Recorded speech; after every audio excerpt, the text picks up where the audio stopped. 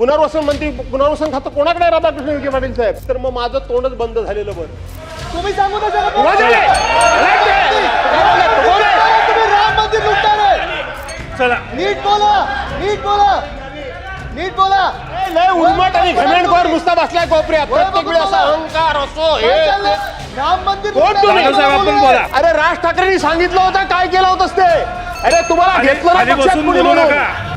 राज्यकर्ते म्हणून आपण त्याची दखल काय घेतली? केवळ हे संकट येणार म्हणून लोकांना सांगून आपण त्या ठिकाणी आपली जबाबदारी संपवली का? हे सुद्धा उत्तराच्या कोण आता उत्तर देणार आहे मला माहित नाही. राधाकृष्ण विखे पाटील जी देत आहेत महसूल तुम्ही देणार? चर्चाच बंद करून टाकतो.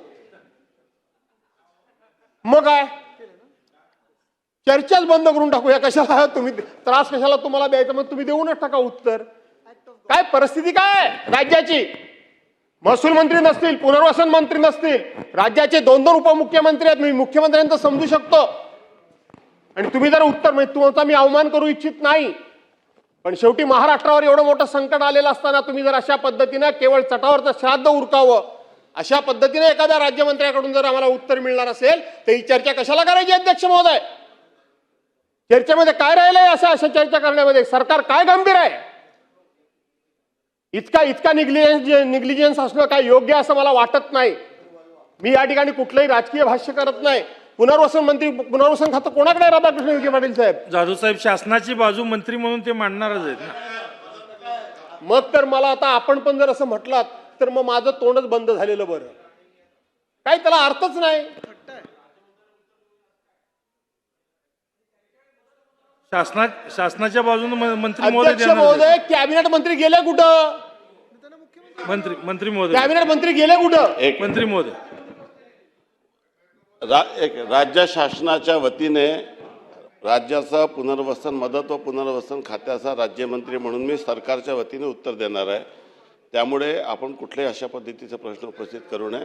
माननीय मंत्री महोदय हे आपत्ती व्यवस्थापनासाठी ज्या ठिकाणी घटना घडलेली आहे त्या ठिकाणी कालपासून त्या ठिकाणी आहे आणि गिरीश महाजन साहेब आणि म्हणून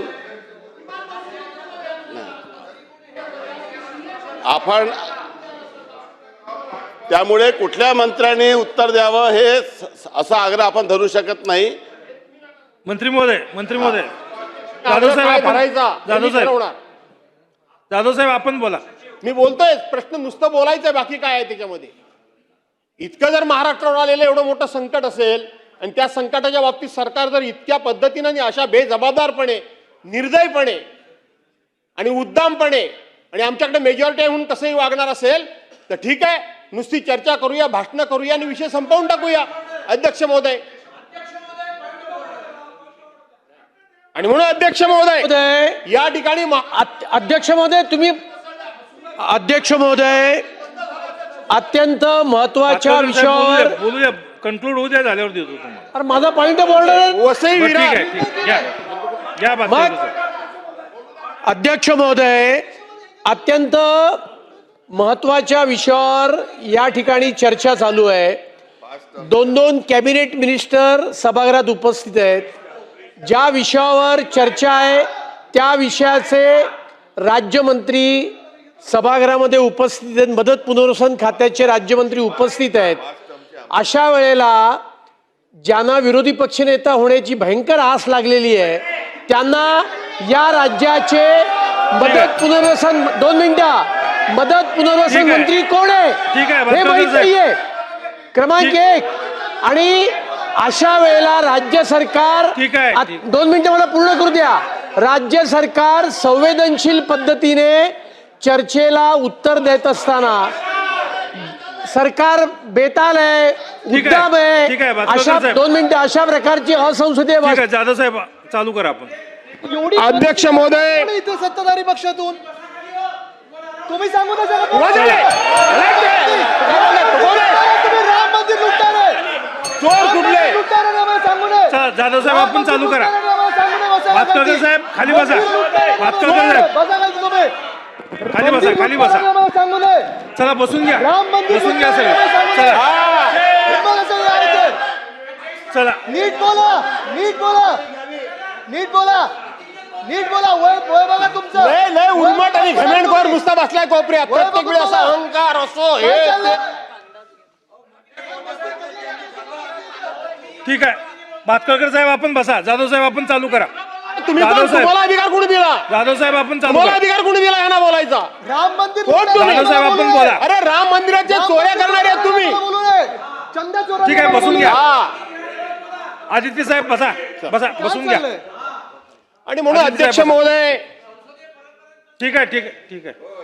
काल बघितलं मी पालन केलं संसदेपर्यंत. यांचं बोलणं अहंकारी आणि सगळं काय सर्वज्ञ मी आहे वगैरे अनेक वेळा मी बघितलं ह्या माणसाचं. खरं सांगायला गेलं तर मी म्हणजे सर्वज्ञ. पण आपल्याला आपल्या तुमच्या मर्यादा लोकांना माहिती आहे, तुमचं ज्ञान लोकांना माहिती आहे, तुमची कुवत लोकांना माहिती आहे, तुमची झेप लोकांना माहिती आहे, सगळं माहिती आहे. काय नवीन नाही त्याच्यामध्ये, सगळं माहिती आहे आम्हाला. त्यामुळं तुमची काय ती एकदम असं मला तेवढं कळतं बाकी कोणाला कळत नाही अशी जी वागण्याची स्टाईल आहे ना. प्रश्न महाराष्ट्र. अरे राज ठाकरेंनी सांगितलं होतं काय केलं होतंस ते? राज ठाकरेंनी सांगितलं होतं की त्यांच्याकडे गेला होता आणि राज ठाकरेंनी नितीन गडकरींना फोन केलाय. राज ठाकरेंनी मुलाखतीमध्ये सांगितलं होतं. कोणाला निष्ठा सांगताय तुम्ही? कोणाला निष्ठा सांगताय तुम्ही? अरे तुम्हाला घेतलं ना खाली पक्षात बसून कुणी बोलू म्हणून? नका. मला काय भातखळकर शिकवतो तुम्ही? साहेब बसा. पक्ष बदलला चला. नाही. राज ठाकरेंनी नावानिशी सांगितलं होतं तुमचं. तुम्ही जाधव राज साहेब ठाकरेंच्याकडे गेला होता जाधव साहेब जाधव साहेब का? पक्षविषयाचं जाधव कारण साहेब काय? विषयावर आपण चर्चा करू. चला. आणि म्हणून अध्यक्ष महोदय संपूर्ण महाराष्ट्राचं लक्ष लागून राहिलेलं आहे की या सभागृहाच्या माध्यमातून आम्हाला दिलासा काय मिळतोय इकडे संपूर्ण महाराष्ट्राचं लक्ष लागून राहिले. म्हणून आपण ही चर्चा अध्यक्ष महोदय या ठिकाणी उपस्थित केलेली आहे.